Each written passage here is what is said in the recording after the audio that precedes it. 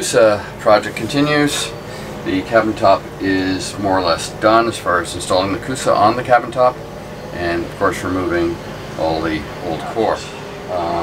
Also to fill in the mast step, I've got to make a spot here for the thickened epoxy, so that the Coosa is, as much as the Coosa is waterproof, it's protected from any moisture. Same for any deck penetrations. I'll drill them out a little larger and fill that with thickened epoxy also. So we tried something a little different here. Instead of filling the areas with thickened epoxy and then drilling them out, I just used some Teflon round stock, and filled all around them with the thickened epoxy. And now we're going to try and see if these will come out. I'm hoping they will. Alright, so here we go. We're going to try this big one first, see if it'll pull out. I'm just going to give it a bit of a twist and see what happens. Huh. That looks pretty good. Let's just apply a little bit of upward pressure at the same time. I think it's coming. There we go. Perfect. And if you want to look down there, you can take a look inside, but it's left a nice smooth surface. So let's try it again, and let's try removing one of these, see if the smaller ones work equally as well. So again, I'm just going to get them down there and give them a bit of a twist. You can almost start cracking away. Look at that. That's awesome. And they're right lined up with the compression post that's beneath.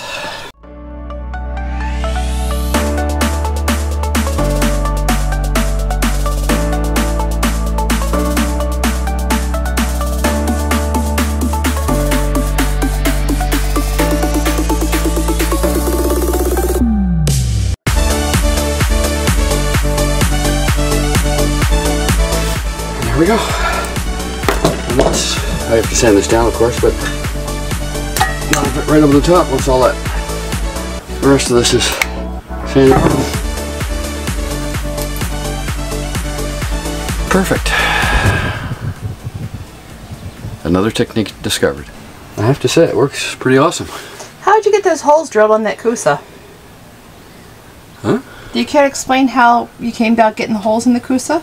I drilled them from beneath, where the compression post is. I'll talk about the router.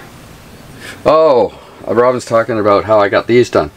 So what I did is for this one here, I made a special jig so the circle would fit around the perimeter, actually wider than this, and just routed it out with the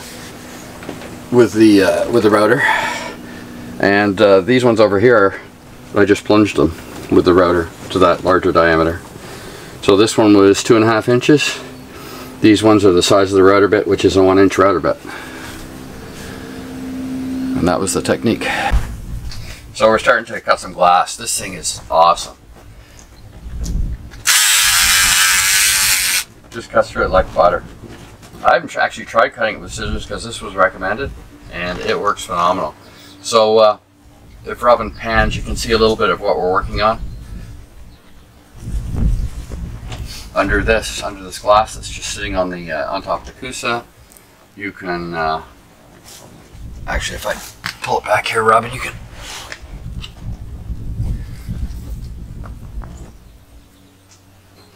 So there's the Coosa. Here's layer glass number 1 that we cut out, and there's the second layer. This piece is going to go down in this position. So what we're doing is putting 2 layers of glass over the Coosa and kind of bonding it into the deck. So that's the plan. In order to put this down, what we've done is created like a kind of a mini scaffold. It's just basically 3 2x4s and some 2x4s to support it on the side decks, and that way we can work above the surface. We're actually glassing without hopefully without any danger of touching the surface. That piece of ply on the top of the 3 2x4s actually can slide left and right so that we're able to move, because we are laying both layers of glass number 1 and 2 at the same time. Well, in sequence, but yeah. So, this. Alright guys, so we've glassed over the deck.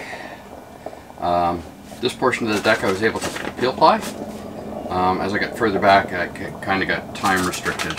It just wasn't enough time to lay everything out, lay the glass, and get it saturated, and also put the peel ply on. So this portion of the deck is all peel plied. Everything sort of this point and forward. After that, no, unfortunately not. So I'm going to have to sand that. But let's see what happens when we pull this peel ply off.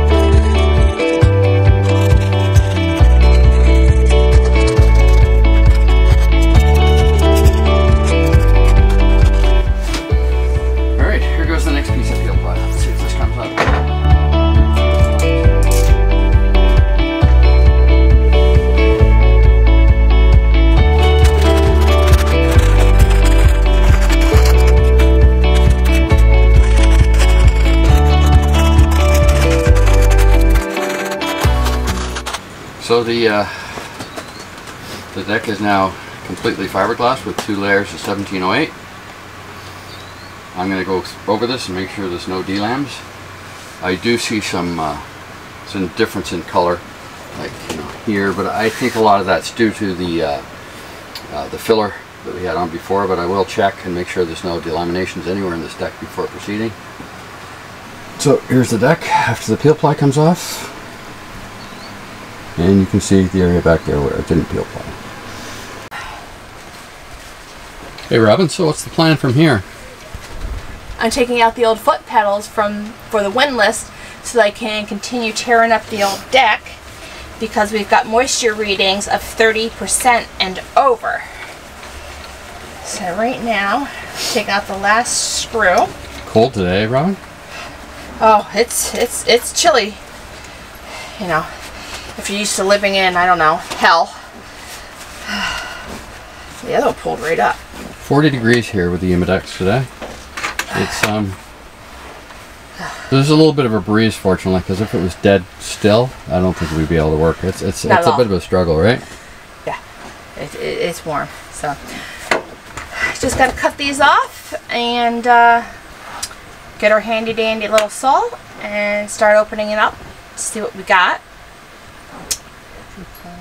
So now that we got our foot pedals out of the way, Scott's graciously volunteered to suit up and get the saw out and start cutting openings, because it's just too hot for me to suit up today with my issues that I have.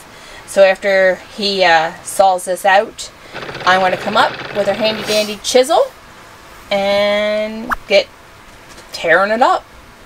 My favorite part.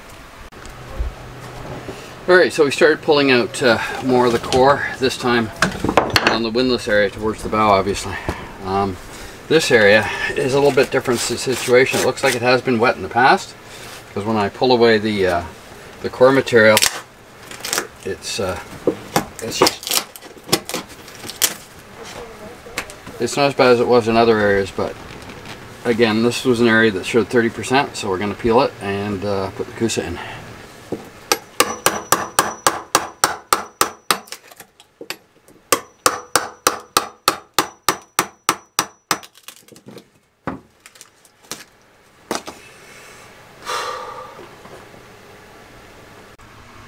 Alright, you want to tell us what you're doing there? Peeling up more core. Always an interesting find around here. You know, because you don't know what you're digging into, literally. So the deck fiberglass peeled up unusually easy. Unfortunately, around here it's not that unusual. In just giant pieces. But underneath, you can see that they pieced multiple pieces applied together to create a core. So there's a line that runs this way that's filled with epoxy of some sort. Resin. Or resin back then. Here's another line, here's another line, and it's like not even bonded to the underskin. There was a big void under here and I could just peel it up. I mean, I got a bad shoulder so I can't just hoss it up. But once I break out this right here, it's like it's not even attached. And it's brittle and it's just breaking apart. Again, you can see the plywood core, very dark. It's been rotted. I don't know if you can get in here and just see the layers are just, they're coming apart at the seams. So I'm just going to carry on. This part up here was marked at 30% and over. And now I'm starting to drop into the 20s under my butt here. It says it's dropping into the 20s. But as Scott found out on the other side, just because the numbers are now lower doesn't mean that there's not rot. It just means that it's now dried out. And it's been under this cover for at least 2 years now. So some of it has actually dried out, but we still have rotten core. So I guess we've made the decision of we're just going to keep peeling until we find good core, or the entire deck is recored. Okay, so we're removing some more of the core on the deck. On this side, and actually just behind that bow locker, the color of the plywood changed and it became dry. And we thought that's good. Except for one thing, we found that as we peeled the plywood away, and you can kind of see it here. Let me grab a chisel.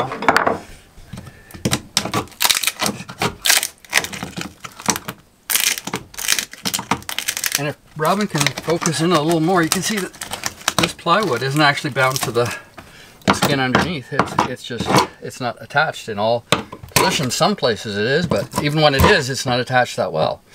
So I think what happened here is we have either a repair. I think it was a repair because the plywood's different. That wasn't laid up properly. This is a dry layup. I think what happened is somebody put the resin on the skin below and possibly on the plywood, but they didn't let it soak into the plywood first. And what happens when you do that is you end up with a dry layup, because as things cure, the plywood absorbs that resin and draws it away from the core underneath. So I think that's what happened here, because it was the same case back here. And it does seem dry, but once you start peeling up the plywood, you can see that it's actually not completely bound to the skin beneath. So that's another find. So once again, it looks like we have no choice but to replace the core everywhere on this deck, because otherwise we don't know. So so that's the plan. We're just going to kind of continue to move forward and watch for what we're seeing and see what we need to do to continue. But the boat seems to tell us what to do. As we go along, we can see where the problems are. The only place that I haven't really found any kind of problem was that place just in front of the cockpit, where absolutely that was perfect. There was nothing wrong with it. It was only a small section in front of the bow, in front of the cockpit, about 16 inches from the front of the cockpit. Apart from that, it looks like we have either wet core or core that has possibly been replaced in the past and is not bound to the surface underneath. Like it's not even attached. It's just sitting there.